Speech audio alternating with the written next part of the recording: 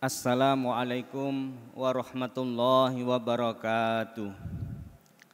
Alhamdulillahirabbil alamin wa bihi nasta'in ala umurid dunya waddin. Asyhadu an la ilaha illallah wa asyhadu anna Muhammadan abduhu wa rasuluh. Allahumma salli wa sallim wa barik ala habibina nabiyyina Muhammad wa ala alihi wa sahbihi ajma'in, amma ba'd. Hadirin wal hadirat jamaah salat duhur yang dimuliakan Allah, marilah pada kesempatan siang hari ini kita bersama-sama melanjutkan mempelajari hadis-hadis yang ada dalam kitab Al-Arba'in An-Nawawiyah. Pada kesempatan siang hari ini hadis yang ke-36, rangkuman dari berbagai kebaikan.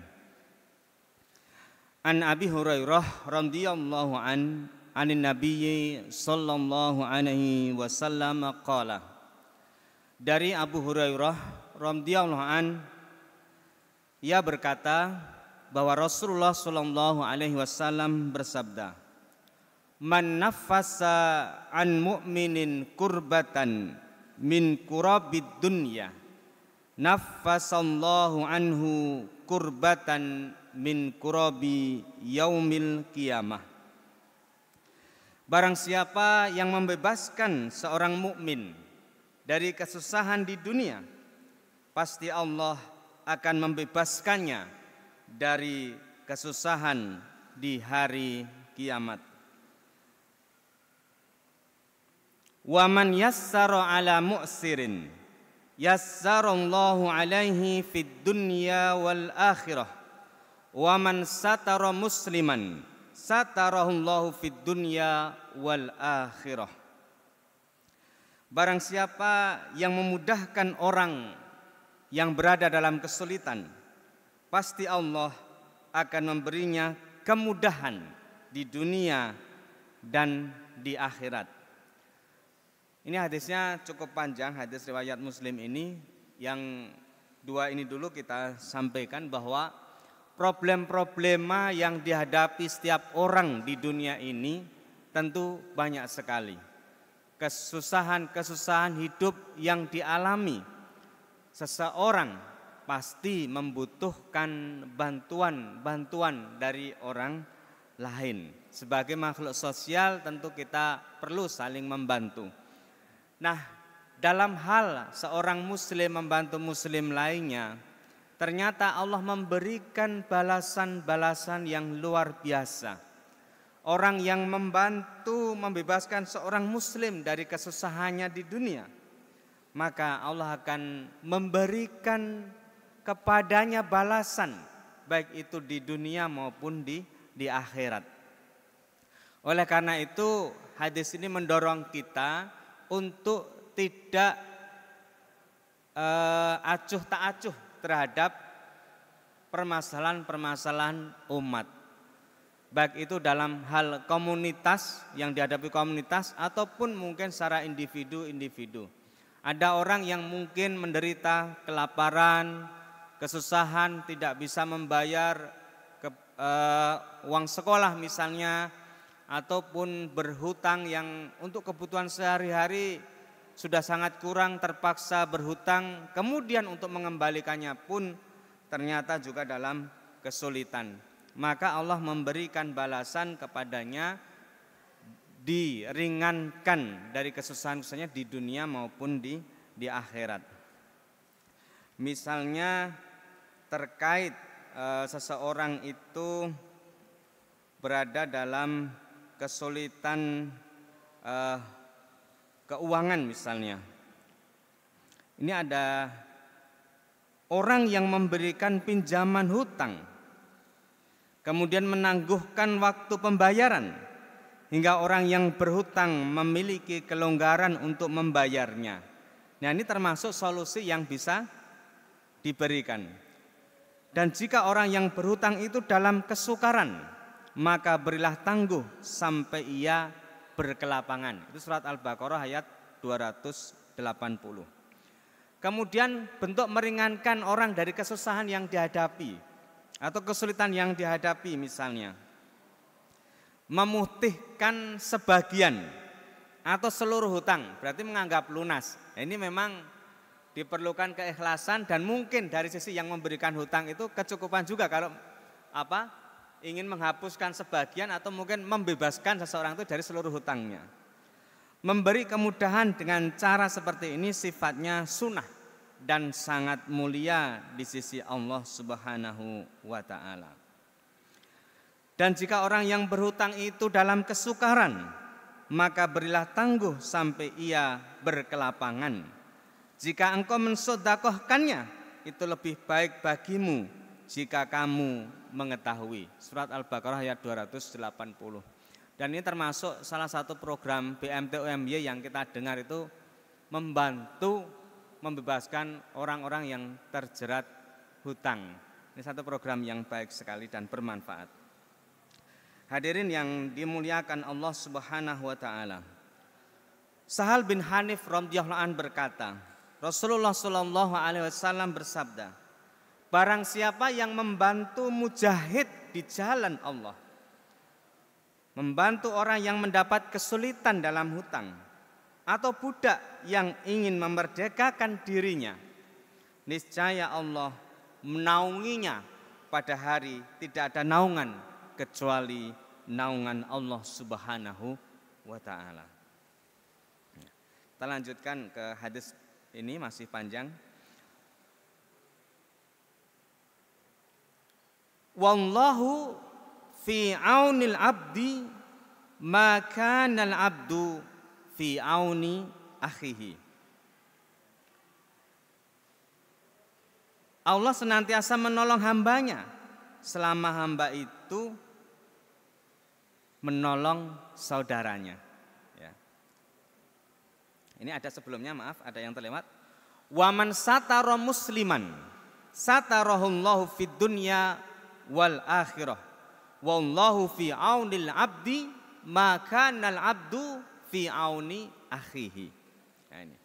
Barang siapa yang menutupi aib seorang muslim, pasti Allah akan menutupi aibnya di dunia dan akhirat.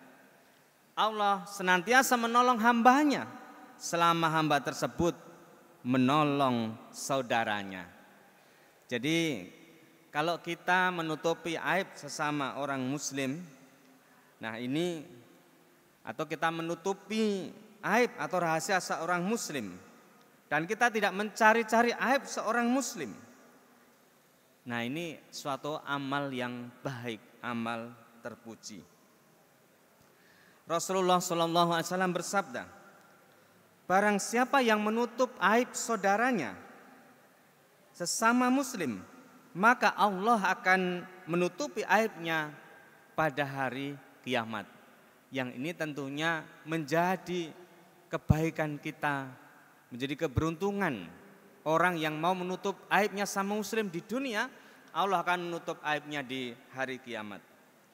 Sedangkan barang siapa yang membuka aib seorang muslim, maka Allah akan membuka aibnya sehingga ia mendapat malu walaupun ia di rumahnya sendiri. Hadis riwayat Ibnu Majah. Nah, sebagian salafus soleh ini perlu kita renungkan, kita camkan.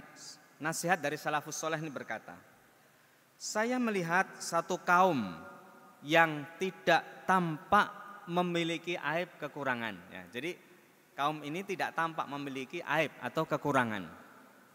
Akan tetapi mereka suka menyebut-nyebut kekurangan orang lain. Nah ini, tapi ada satu hal bahwa mereka ini suka menyebut-nyebut kekurangan orang lain.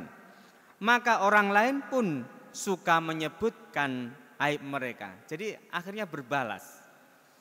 Di lain sisi saya melihat satu kaum yang memiliki aib, namun mereka menahan diri untuk tidak menyebutkan aib orang lain, maka aib mereka pun terlupakan. Jadi ini salah satu bentuk ketika kita menutupi aib orang lain, tidak suka membuka, mengorek-orek aib orang lain, mempermalukan di hadapan umum, maka meskipun ada aibnya, ada kekurangan secara dirinya, maka itu pun akan ditolong Allah, ditutup oleh Allah, tidak terbuka aibnya. Hadirin yang dimuliakan Allah Subhanahu wa taala. Ibnu Umar radhiyallahu an berkata bahwa Rasulullah sallallahu alaihi wasallam naik ke atas mimbar dan memanggil dengan suara yang keras, "Wahai orang-orang yang telah masuk Islam namun hanya sebatas lisan dan belum meyakini dengan hatinya, janganlah kalian menyakiti orang-orang muslim. Jangan menghina mereka dan jangan mencari-cari aib mereka. Karena siapapun yang mencari-cari aib sesama muslim, maka Allah akan mencari-cari aibnya. Lalu Allah akan menghinakannya meskipun ia sedang berada di tengah perjalanan." Hadis riwayat Tirmizi. Nah, ini terkait aib, hendaklah kita bisa saling menjaga, menutupi, kecuali memang mungkin kita diminta saksi di dalam pengadilan harus menjelaskan. Nah, itu memang sesuatu untuk kemaslahatan. Atau mungkin orang yang itu sudah diketahui secara umum, misalnya punya kebiasaan, ada seseorang punya kebiasaan mencuri atau mengutil. Nah, kadang-kadang dengan tujuan untuk kemaslahatan agar orang lain tidak tertimpa itu, atau orang yang suka menipu, itu sudah umum pada diketahui rahasia umum. Nah, itu kita menyampaikannya dalam rangka melindungi orang lain untuk tidak terjebak dalam tipuan, itu kita diperbolehkan. Nah, kemudian wallahu fi aunil abdi maka nal abdu fi auni akhihi. Allah senantiasa menolong hambanya selagi hamba itu mau menolong saudara-saudaranya. Hadirin hadirat yang dimuliakan Allah. Kalau kita ada kesulitan, kemudian ternyata mencari jalan keluar itu sama-sama buntu, sama-sama sulit, dan ini kita perlu banyak istighfar. Mungkin ada kesalahan-kesalahan kita, atau jangan-jangan kita memang naudzubillah tidak suka menolong orang lain. Nah, ini dalam hadis ini jelaskan kalau orang itu, ya, hamba Allah itu mau menolong saudaranya, insya Allah berikan bantuan padanya, dia diberikan jalan keluar dari persoalannya. Wa man salaka tariqan yaltamisu fihi ilman sahalallahu lahu bihi tariqan ilal jannah. Barang siapa yang menempuh perjalanan untuk mencari ilmu yang baik, pasti Allah memberinya kemudahan ke surga.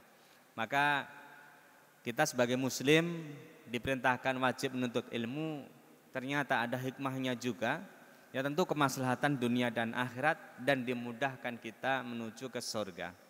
Karena dengan ilmu kita pun bisa membedakan ini hak, ini yang batil. Setelah bisa membedakan, kita menjadi tahu bagaimana untuk bisa mengikuti yang hak itu dan menghindari yang batil. Nah, ini kemudian wa majtama'a qaumun fi baitin min buyutillahi. Tidaklah suatu kaum berkumpul di rumah Allah, yakni di masjid, yatsluna kitaballahi, yakni membaca Al-Qur'an, wa yatadarasunahu bainahum. Jadi membaca dan mempelajari Al-Qur'an, illa nazalat alaihimus sakinah. Niscaya mereka merasakan as-sakinah, ketentraman.